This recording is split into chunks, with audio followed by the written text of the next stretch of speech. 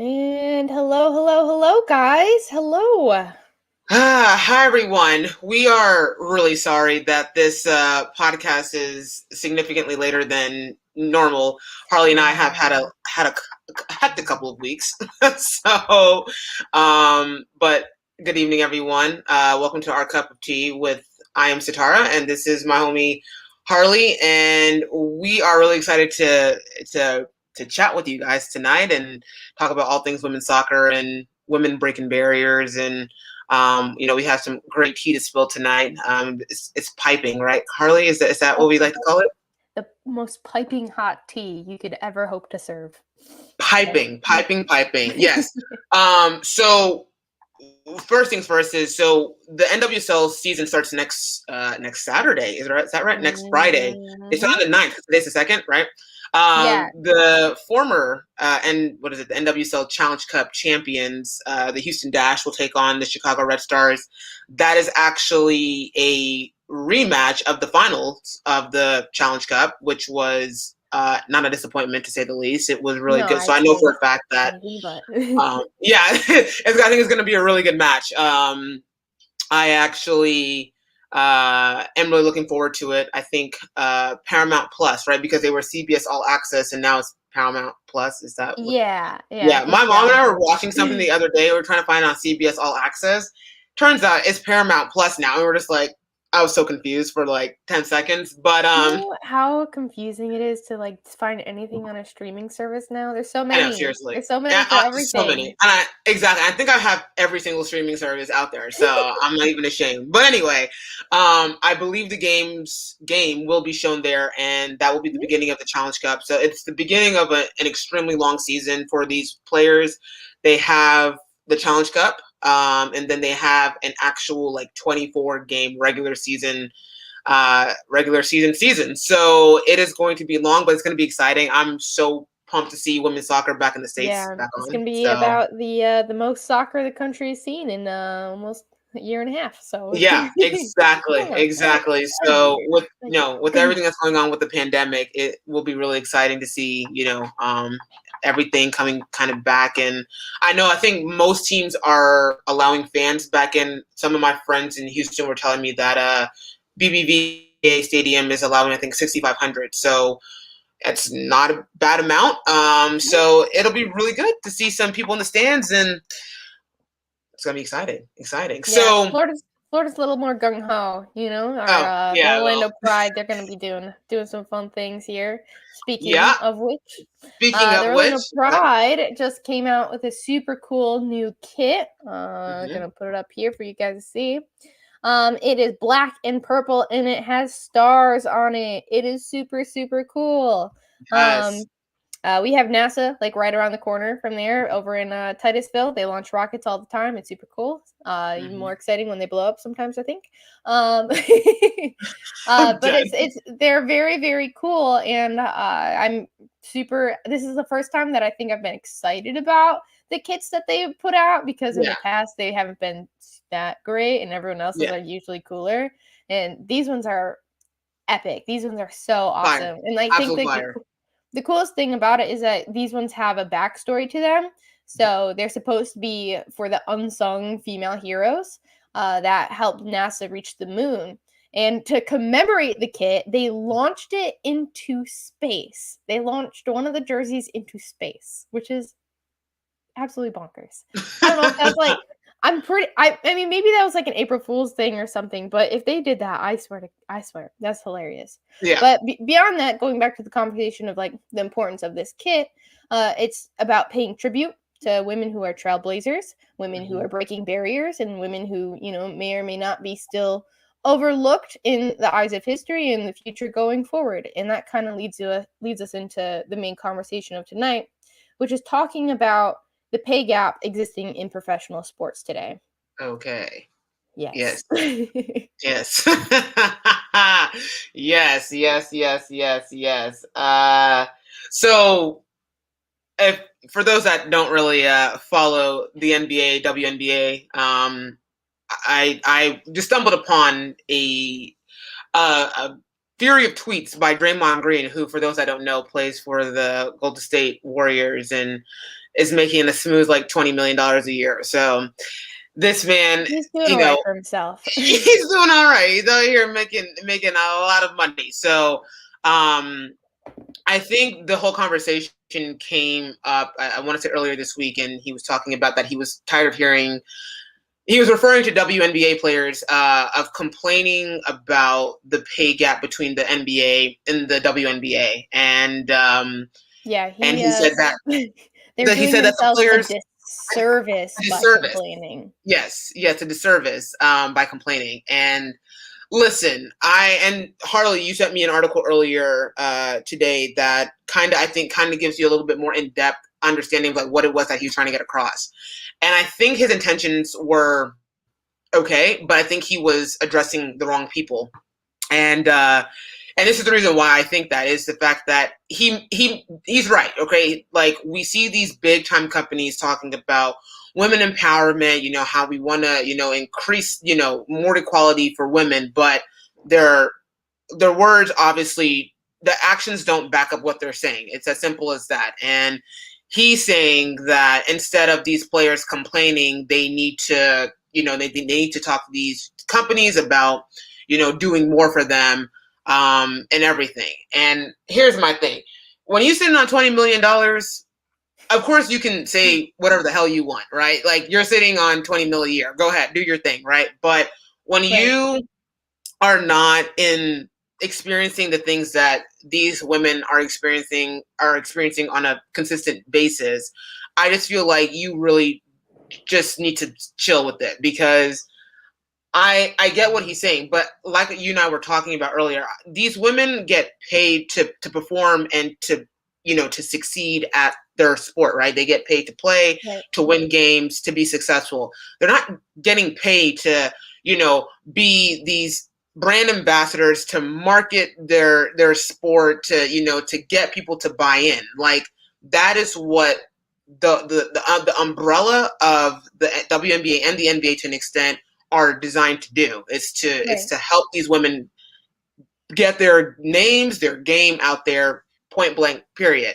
I don't think it's on them. I don't think it should be a responsibility for them to, you know, be like, you got to pay us. I mean, I think the play itself says it all. Like these women perform, they put their bodies on the line every single day, just like the men, if at times maybe even more. They deserve to get paid this money, period. You know, I mean, that's something that he did. I think it was interesting how he turned back on himself, because he did talk about how women in that league are working just as hard, if not as hard, as the men in the NBA, and yet for some reason it's still on them to, you know, try and destructure the systemic inequalities that they're facing. Absolutely. You know? So I don't think the men really have to worry about, you know, being the brand ambassadors to make sure that, you know, they're making $20 million a year. Right? They get to do, you know, what they have been paid to do, just play basketball. Why is it on women to, like, you know, crumble the foundation of, you know, the gender pay gap while they're trying to be the same professional athletes that the men get to be? Exactly. And that's the thing that irks me, because I feel like when these women, they're not complaining. I think they're voicing their concerns, their issues with what's going on. You know, these women are not just harping up for, you know, for laughs and giggles. They're doing it because they genuinely deserve to get paid a lot more money than what they're being paid right now. It's as simple as that. And my thing is, if roles were flipped, I would assume someone who's very, you know, who's very outspoken, like Draymond Green is, he would pipe up about this, you know, this inequality. And I just think that when you sit there and you have the audacity to say that you're tired of hearing these women complain, instead of saying that, come up with a solution. Like, you get paid this much amount of money. Like, you have a platform, you have the resources, you have the money to stop this complaining. Do something about it. You know what I mean? Like, he has such a big following. He has such a massive platform. And, you know, he was talking about, like, everybody knows LeBron James' story. And it's been heard, over a million times, but nobody knows, Diana Taurasi's story and yada yada. Well, it's not on Diana Taurasi to go and be like, hey, somebody tell my story. You know what I mean? I think it's one of those things that like we need, like the right people need to come together to be able to share these things, to give these women the things that they so rightfully deserve. And Yeah. I just don't think that NBA players, like if you're going to speak up about it, let it be like proactive. Don't sit there and be like, oh, I'm tired of hearing this. Like, bro, you have everything going for you. Do something to help these women out. Give Right. them some leverage to make sure that they don't have to constantly, keep going through this. Because I Right. just think that when you have something, when you have everything going for you, you have the platform, you have the following, you have the money, you should do something about this. I'm not saying, he needs to dip into his own pocket and pay these women, but I'm saying I feel like he knows the right people. He's connected to the right people. Yeah, Do absolutely. something and help, help these women out. So I don't know. I get Yeah. really annoyed when I hear things like this because, and he talks about, the people that, talk about women's empowerment. Some of his own colleagues talk about, women's empowerment and they don't do anything. So Right. his own Yeah, colleagues are just like the he people that talks he's talking about about. he talks about women empowerment being used as an excuse, but again, he sort of it's this flip-flopping turn where, the blame is consistently put onto the shoulders of the It, athlete, like the women athletes yeah, in this exactly. situation. And Exactly. just saying like women empowerment used as an excuse for who? Yeah, It's just I exactly. think it's I again, I think that he makes an extremely valid point Mhm, that those in power, specifically the corporations who are mhm, investing into these leagues, have the power and the ability to use women empowerment as an excuse where they can post a picture for National Women's Day and say, all girls should be able to play the sport that they love mhm. or this, that, the other thing, and not Right. actually invest into that game or not actually Mhm, put any funding into that conversation. right. And I totally agree with that. I do think that, corporations have the capability of using that imagery, that Mhm, powerful statement as a way to just make people think that they are on their side when in exactly. fact it's just drawing attention to their company and Yeah. making people think that it's something worth investing into, but Yeah. not in turn investing into the game. Yeah. But it's not. It's I I don't think there are any female athletes out there who are using women empowerment as an That's an excuse. excuse No. for the reason that they are not paid the same as Yeah. their male counterparts. Absolutely. I mean, you look at, for an example, you look at the example of the U.S. Women's National Team. Right. That lawsuit that they did against U.S. Soccer, to get paid the same amount as their male counterparts. That those are a group of women Oh my that goodness. are you gonna go off like Do you wanna know something that's so annoying to me? Like, for unsurprising to anybody probably because there is no actual structure for developmental soccer in the United mhm, States, the right? US men have not made it into the Olympics again. Again.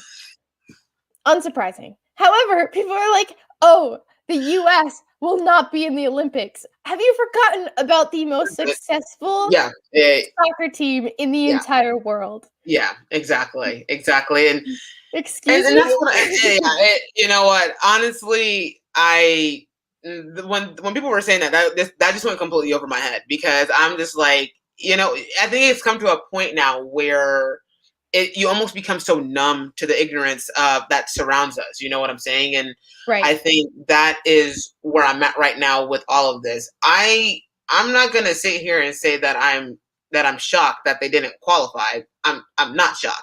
I No. think what would be more shocking is that the women didn't qualify. You know what I Yes. mean?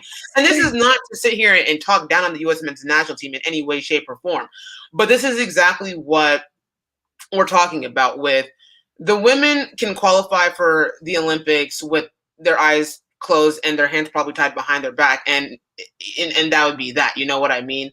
And Right. that's exactly why they continuously keep fighting for this equal pay, because here it is, they can make the Olympics with pure ease, Mhm. and they're not getting compensated for it in any way, shape, or form. And yet here it is, their male counterparts have failed to qualify for this is like the third Olympics in a row. I don't even know. Maybe. I read about this the other day, and I mean, actually, things were trending about it on Twitter yesterday because I think Josie Altidore had had gone off. We're not gonna get into that because that's a whole nother Mhm. conversation.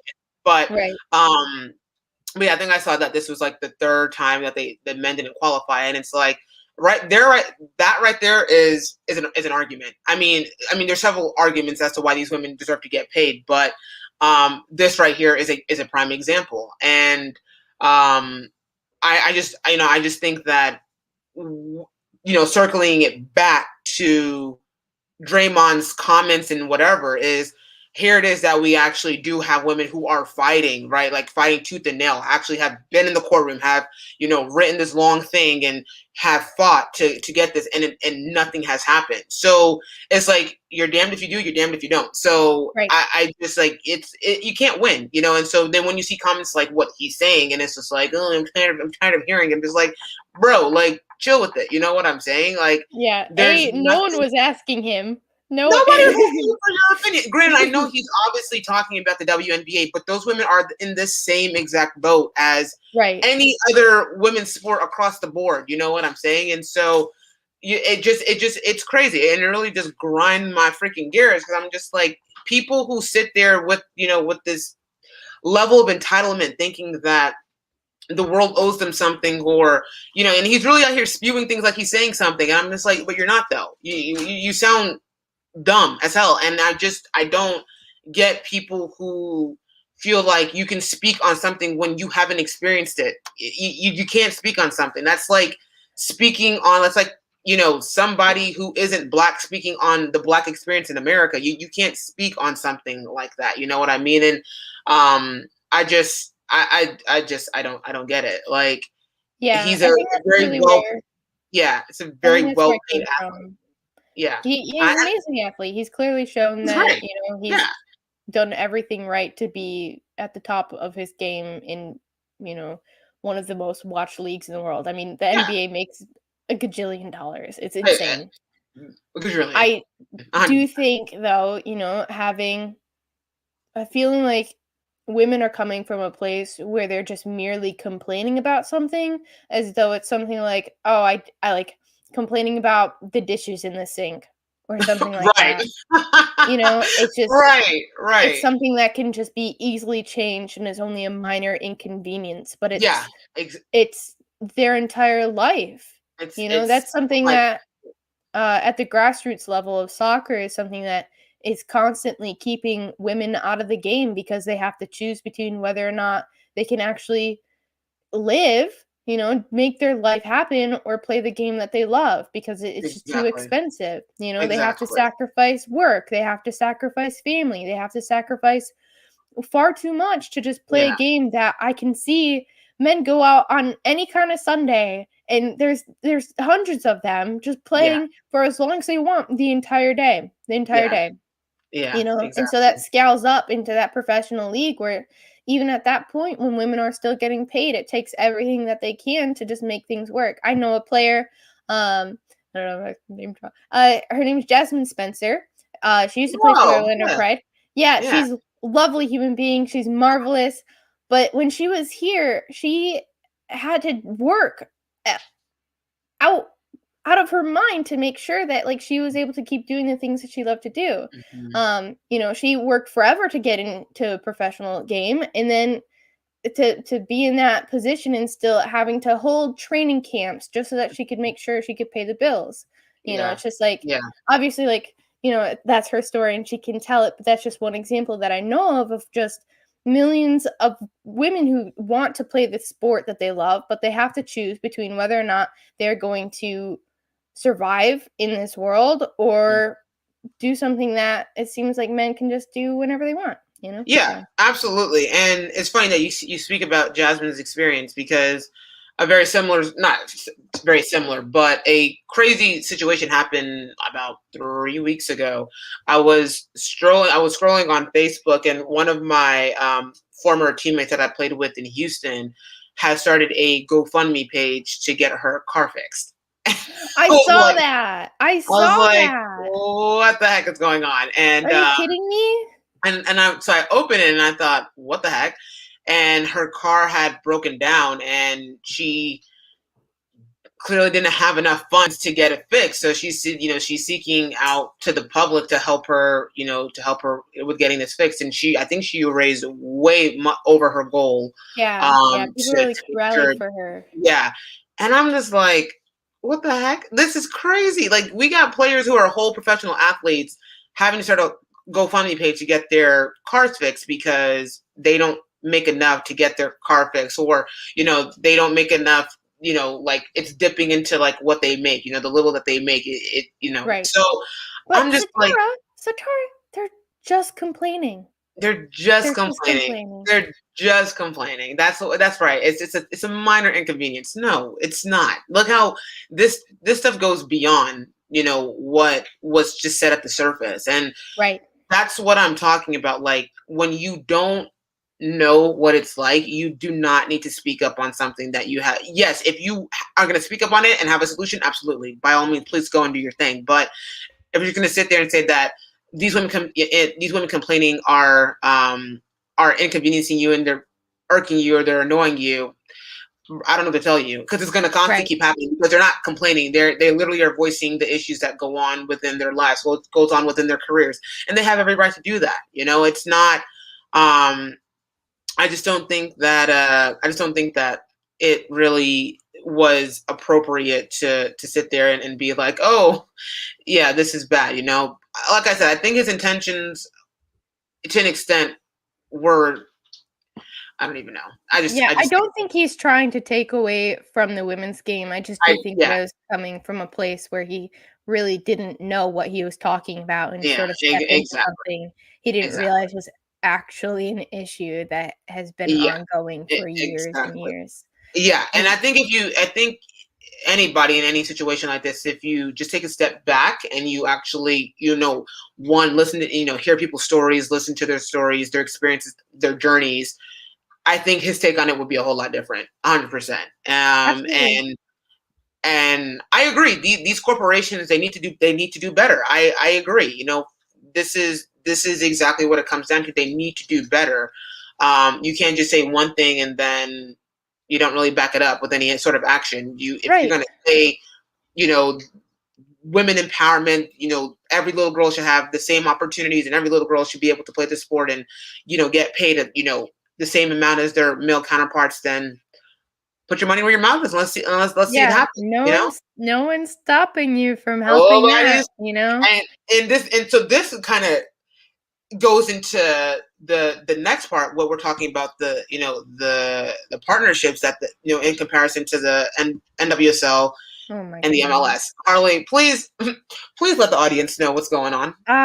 So just as the conversation's consistently about revenue, right? It's always about like what can these teams actually bring in, what and that amount of money that is being brought in is considered that investment that can be put back into the players. It's just like this endless loop. However, do you think it's a little interesting that on two hands I can count the number of sponsorships that the NWSL has, but here are the official MLS partners. I'm just going to read here for a second. And just, what? If people want to dip out as they literally fall asleep, as there's so many. There's Adidas, Allstate, AT&T, Audi, Body Armor, Captain Morgan, Coca-Cola, Continental, EA Sports, Headspace, Heineken, The Home Depot, JLab, Kellogg's, MGM Resorts, SeatGeek, Target. Are you kidding me? Why isn't Target sponsoring the NWSL? Do you know how much I love Target? Wells Fargo, and their MLS broadcast partners, ESPN, Fox Sports, Univision, TSN, TVA Sports. They also have an official MLS supplier for US Today Sports Images, and then community partners, which includes American Red Cross, Athlete Ally, Beyond Sport, Green Sports Alliance, Hope and Heroes, Street Soccer USA, the U.S. Soccer Foundation.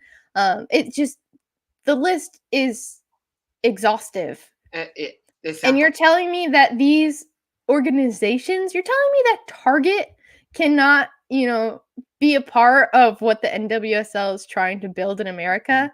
Mm-hmm. Here's who sponsors the NWSL. Let's go. Ally, Budweiser, CBS, Nationwide, Nike, Secret, great deodorant, love it. Twitch and Verizon.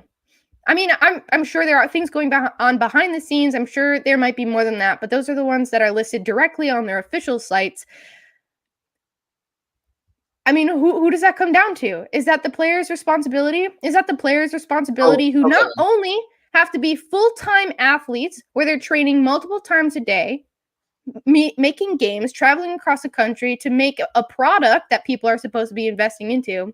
And then besides being full-time athletes, some of them also have to take on either part-time or full-time jobs within the organization or outside of the organizations just to sustain that professional lifestyle. And it's their job. It's their job to make sure that the NWSL doesn't have 7 sponsors. Mic dropped. That's it. That's it. It's done. Exactly. Oh I know. God, I love it. I'm letting you sound off because you always give me the show me the courtesy. So I'm giving it to you. I love that, and I think that is exactly my point with everything. Right? It is not these players' responsibility to do this. It isn't at all in any way, shape, or form. Right? I don't care what people think or what people say. And, going back to the whole revenue situation, right? Because this kind of makes me think of the whole NCAA, that whole situation with the gyms and oh man, I thought, what the heck? That could not have been a better metaphor and actual literal situation about literally. That's what I'm saying. Inequality right? Everybody was like, "Oh, it's about revenue. The women's tournament doesn't make as much money as the men." Okay, this has nothing to do with the revenue. They are all falling under the governing body of the NCAA umbrella. If they have enough money to provide for the men, they have enough to provide for the women. Okay, in theory, right? Okay, but it goes back to that. I'm curious. Do people think that men's sports just started and boom, they have fans? Yes. I get it. They don't understand that there was a process to getting all of these major sports leagues to exactly where they are today. If you can use that energy for those sports leagues for the men, you can do the same thing for the women. Okay. Exactly. The NBA and the MLS and sorry, let's not use the MLS as really as an example, but the top 4 sports leagues, the NFL, NBA, NHL, and is it MLS? Is it MLS or MLB? MLB. Oh yeah, baseball. Yeah. Let's put the MLS in it as well too, since we are a soccer podcast. Yeah. And these things, when they started, the basic foundation of the building of these sports leagues, there were no fans. You had to figure out a way, right? You had to get people to buy in. You had to get companies and corporations and whatever. When the players came on board, you think the players that the NBA told the players, hey, when you get drafted, your responsibility is to make sure you get corporations on board to make sure they buy into. No. Can you make sure the entire company of Nike is giving us money? Exactly. Right. My point exactly. Right. So when people sit there and talk about revenue and they talk about, the popularity and how much viewership, that all comes down to how well are, first things first is the league itself, helping with making sure that they are marketing, the league, the players, the clubs as well. That definitely does come down to the league. And I think Lisa Bear, to be quite honest with you, I think this is her second year as commissioner for the NWSL, has done some pretty badass things in the very short amount of time. And on top of that, she had to deal with the whole we're still in the pandemic, but the fact that she somehow, some way, with the brilliant mind of herself and several others, kind of figured out that whole Challenge Cup last year is brilliant, right? And the partnerships with Budweiser and now Ally and Nationwide, I think this is just the beginning of something incredible that she can do. And so we need the powers of her to continue to keep doing what she's doing. I think before she came on board, we didn't really have that much, there was not a whole lot of finesse and power to make these big partnerships happen. But now that she's on board, it's like you keep seeing these big things happening. Like Right. girls who the prize money for the winners of the Challenge Cup, the Golden Boot, the MVP. I mean, girls are bringing home like $15,000, from extras. So we're seeing it little by little, and we're seeing these companies like buying in 100%. But it starts from somewhere. So when people are like, "Oh, there's not enough," the revenue, it's like we have to start somewhere, but we have to get people to buy in and to truly support these great women doing amazing things. You know what I'm saying? Like, I just don't get how you can write off something without really giving it a shot before actually seeing it. You know what I'm saying? Yeah. Like, so many people had. I even had FOMO of like the women's. Sorry, I'm not gonna even separate it of March Madness with Right. on the women's side, right? Like the other day, UConn and Baylor, like that game was unreal. I was somewhere, so I couldn't really watch it. But as soon as I got home, I turned on the TV and I was like, I got to see what's going on because I felt like I was 100% missing out. Like seeing people get really excited and seeing people like really buy into it. Hmm. And really truly kind of appreciate the amazing thing that these women are doing day in, day out. Right. That's sort of that we need. But we have all these misogynistic freaks out here that are, constantly feel like they have, like they're trolling on social media, and it's just like, chill. Like I 100% almost guarantee you come up against any of these women and any sport, they're gonna kick your ass. No ifs, ands, or a butt about it. So I just think that this whole conversation, one, is annoying as hell because the fact that people like, especially, and I hate tying it back to Draymond Green, but like him Yeah. are saying stuff like this. Poor Draymond Green. I I mean, mean, that guy whatever. has $20 million, but we're coming after him. He's I'm coming after him. It's just like you need to sit there. I'm not saying, listen, this is not like a LeBron James like shut up and dribble. No, this is like yeah. put yourself in these women's shoes and truly try to have some compassion, some empathy, Hmm. understanding like what it is that they are going through on a day-to-day basis. That's it. We're not asking you to to go above and beyond. But one, if you're gonna sit there and complain about it, have a solution to it. First things Yeah. first. Perhaps maybe collaborate with the women, figure out how the WNBA and the NBA can cross over and figure out how Yeah. to do that. Unite on one front, Yeah, to try and thank you. Exactly, and that's all it takes. But to sit there and to yap off and say all this nonsense, I'm just kind of like, come on now. If you're gonna at least be a tit about it, like at least offer something, something worthy of like a solution. That's it, right. So it's Right. just crazy. Yeah, and people that are trolling, like, I'm sorry, but every sports league started from somewhere, started at the absolute bottom, and they built their way. Women's sports are, unfortunately, we are still in that foundation phase, but we are slowly but surely getting there. But we need people to 100% like buy into it, Yeah, and absolutely. and support them. But it Because is not on these players to make sure that happens. see, It is that's on these players to go out there and perform and continue to keep showing the world how great they are. And then I feel exactly. like, yeah, and I will say, yeah, let them go do that and everything else will take care of itself. But unfortunately, but from the sounds of it, they have to go and do 200 million other jobs. They have to be player. They have to be PR person. They have to, they have to be the GM. They have to, no, like they should have one job and one job only. And that is to play, absolutely be elite at what they do, succeed, win games, and call it a day. That's it. Yeah, absolutely. And get paid their coins. That's it. There you No, go. that's it.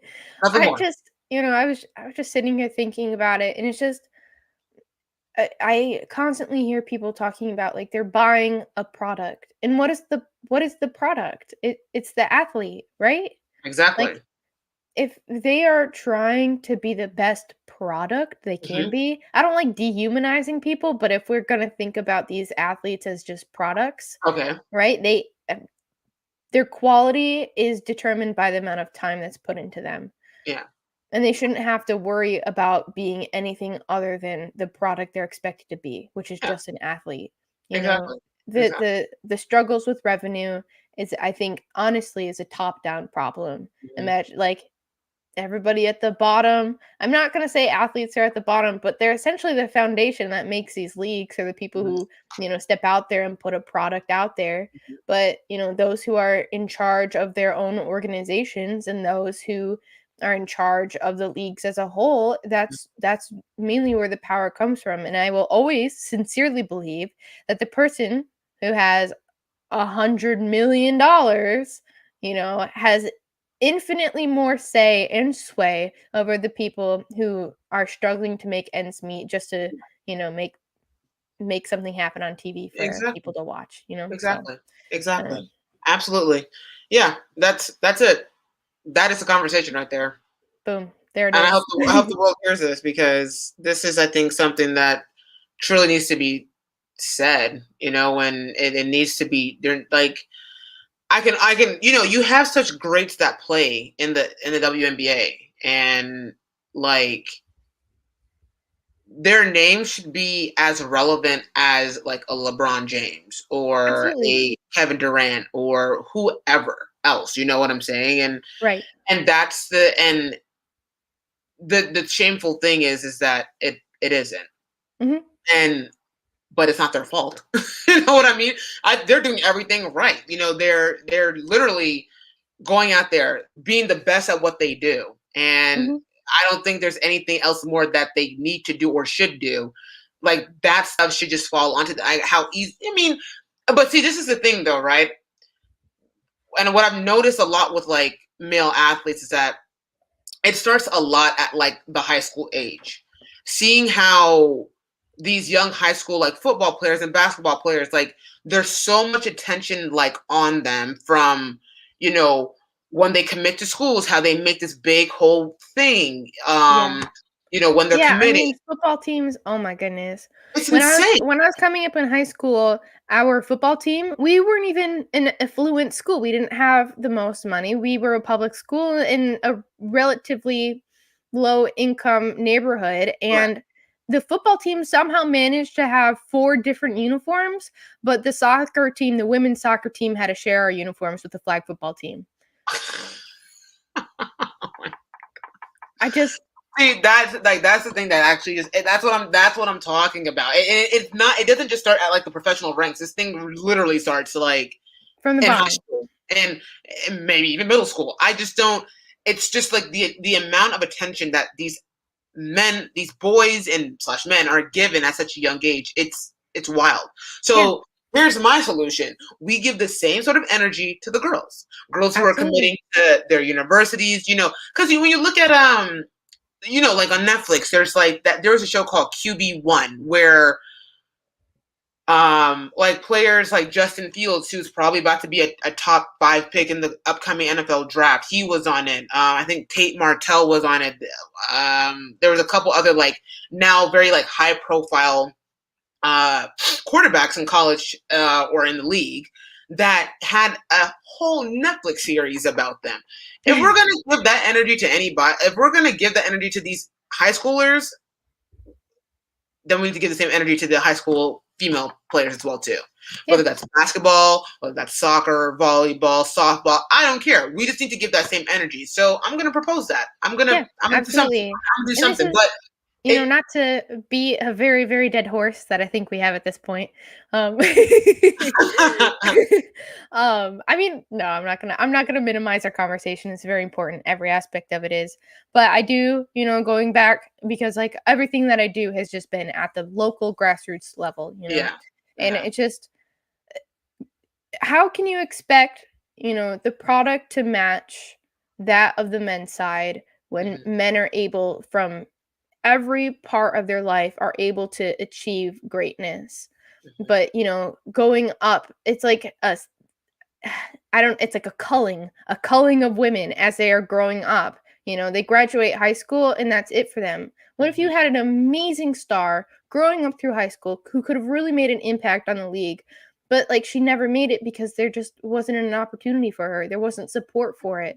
Maybe her parents thought that girls shouldn't be playing sports, and that's like, Right. she shouldn't be doing that. She should be going to school to, like, I don't know, do anything but soccer Right. or any other Right. sport. It's just like there's a limited pool of players once you get to that level Mhm. where you expect to have the same number of players with the same amount of quality, but it's Yeah. just not there Yeah. because there's automatically by the nature of how we grow up a smaller pool of athletes Yeah. to draw from and create a product that people want to watch, Yeah. which is very unfortunate. And I Yeah. think that's getting very deep and theoretical, and there's probably people who would argue with me against that, but um, I do think a lot.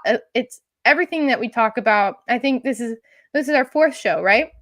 I believe so. Yeah, everything that we end up coming back to talks about foundation. Yeah. There are foundations for the way that sports should be played and should be Yeah. uplifted. And just like the foundation for women is just, we're still at tier one, and I think I think maybe like we're bleeding into like tier two, like Yeah. making getting to a point where there is like a resounding support for women and organizations not using the excuse of women empowerment to make Yeah. money or whatever. But there's still a long way to go. I'm hopeful. I'm super hopeful. I mean, watching the NWSL draft this year. I mean, there were only 40 names on the draft list this year, which is crazy. But even so, I think there were like 13,000 people or so, maybe even more than that, watching the actual stream for the draft, which I think is a There you record go. number of people. There you go. So There I don't know. There's hope, but it is frustrating when you have people who just, come out and say women are just complaining about something that is actually life altering for them. Eggs. And I think that's the key. That literally is like the key terms. It's life altering. Because going back to what you said, it really does come down to, once girls are playing in high school and that's it, like a lot of them, that's it for them, Right. because, or even those in college, like once they're done, they're just like, well, I don't really know. Like, if even if I do make it and I do get into the league, it's not sustainable, and that really nobody should ever have if men literally their lives start when they start playing professionally, that really should be the same thing for women. Like, Mhm. yeah, with men like going to the NFL and the NBA because more or less they're about to become multimillionaires literally overnight. So I'm not saying that needs to happen for that. That's going to happen for the women like right now, but I would like to hope and think that we can have a conversation like this in years times and hopefully sooner Maybe than like later. 5 years, like 5 years. I'm gonna say 5 year, 5 years. put it up there exactly. And I hope that there's a conversation where we do see more girls, flowing into the professional ranks because they know for a fact that they are going to make a living off of it. Like it's going to be Right. great. They're not going to ever have to worry about anything. They can take care of their families if they need to, and be completely fine because Mhm. that's why a lot of these boys go to the league, right? They're like, I'm trying to get my family out. I'm trying to do something. What people act like women don't go through the same struggles as these male athletes. Like I would Yeah. love to get my family. Like when I turned pro, not once did I think I'm going to be in a situation to help provide for my family. I'm starting to now realize that was one of the main reasons why I wanted to go pro, because you see it with the men, you're just like, oh my God, they make millions, and you Right. hope for that for yourself. That's like It never something happened, right? when I But think about like male athletes, something that I always think about them saying, which is very heartwarming at its core, is saying, I'm gonna buy my mom a house. yeah, well, It's yeah, something that they say. great, great, It's and just I like love that's wonderful, of course. But if Satara, you were a professional athlete. that. Yeah, You were there. You were a pro. yeah. Did you ever think that you were gonna buy an entire house for an entire separate family member? No, I mean, absolutely not. It's just That's not even a remote question. When I turned pro, like, I feel like that, of course, I would have envisioned myself, buying my mom her dream home in a very nice car, like you see these boys do. But the reality of it all was that no, that was never going to happen. I think that's more of a realistic thing for me now that I'm retired. As I get into what I'm doing, I hope in 2 years' time I can be able to provide my mom her dream home. But that was never yeah, but ever you trained your entire life to get to the highest level that you exactly could get to, exactly, and and it's that It's wasn't crazy. enough. It's crazy. I look at honestly, when I look at these boys that are coming out of college, and a lot of them leave early. So and here it is. I have I played professionally. I somehow managed between. I mean, if I didn't do this, my mom was going to absolutely kill me. But I somehow managed to play in England, still taking courses for UNC, and then eventually going back to UNC full time and finishing up and graduating. Like I was a whole professional athlete back at my university, and and it's like, do you see? I did all this hard work, and I'm not saying it's not going to pay off, because I think in very short time it all is going to pay off. But I just feel like I was in a position where I should be getting paid the same coins as these guys. Right. Like you said, my entire life I trained, worked my butt off. Went to one of the top schools, and this is the outcome of it. So I don't know. I really don't think that, unless if I want to create I wish there was like a parallel universe where like life was flipped, and the men were like us, and we were like them, or even better, we were just equal, period. Right. Like Yeah. that's Bottom it. line. Nobody has a struggle. Like we're all just equal. But the reality is that we as women in sports have a really long way to go, but it is not on us. The burden shouldn't be completely put on us to make sure like it happens. Right. We there's a lot of sacrifices that come into becoming a professional athlete. These men know it. All of us as women know it, and it's no secret. And we have a job to focus on at hand, and that is to go out there, perform, do well, win, and that's it. There shouldn't be this extra burden put. I mean, it's already enough pressure being an athlete, right? Like having to constantly, play at an elite level consistently. So that in itself is already like a mind game.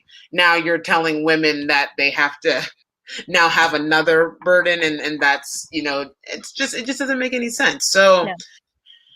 anyway, Yeah. so I think we have officially spilled the tea as I much as think we that possibly tea could was have. piping. I hope nobody burned their tongue on it or the roof of their mouth, because I felt like we just spoke facts tonight, and that's all Oh. that's all I want to do. That's all I ever want to do, was to speak facts on this, because this is something that I'm super passionate about. Because Absolutely. being in that position, it really is not the greatest. I would love to wake up in a multi-million-dollar mansion because my hard work of being a pro athlete paid off, but that never happened. So unfortunately, this is just, this is how the cookie crumbles. But we shouldn't have to just like settle for it. There needs to be something that needs to be done, but it's not on us to do it. So I'm just gonna leave that right there. So Yeah, I'm sure we're going to talk about this lots more. But I yeah, think 100%. it's important that we thank everybody who is here to listen to us spill the tea tonight, Yes. including the Elite Soccer Network, California Storm, FC Austin Elite, Unity FC, UWS, UWS2, the UW Show. I mean, Jonathan, you are lovely. You are such a good human being. Thank you for everything that you do to support us. Listen, you know Absolutely. what? Draymond Green might not be supporting women, but Jonathan definitely is. Jonathan Ward is like number one feminist I know, I think. He is Absolutely. amazing. Reboot, and then also, again, everyone who has dropped in today to listen to this hot, hot piping tea we had to pour today. Yes. And then, I think it's pretty much everything that we've covered. If you want to reach out to us and, agree with us or argue with us about the things that we've said today, you can find us at our_cup_of_tea_. Well, no, I missed an underscore. It's essentially our cup of tea, and there's an underscore all in between. And we're on Twitter, and you can talk to us whenever you want. And you can also shoot us an email at ourcupofteawoso@gmail.com, and that's ourcupofteawoso@gmail.com. Is there anything you'd like to plug, Satara? Anything else we got going on? No, we'll be back in a couple weeks. Hopefully we'll aim for Monday. I don't know what, the 12th. Yeah. Maybe we're gonna have to figure that out, actually, because I am now coaching, a proud coach of a U10 soccer team. Let's go, Harlie. I know. I Our love first it. game is tomorrow morning, so Okay, awesome. we'll Well, see if I we mean, win. I love that. That's really cool. Yeah, So I thank guess you.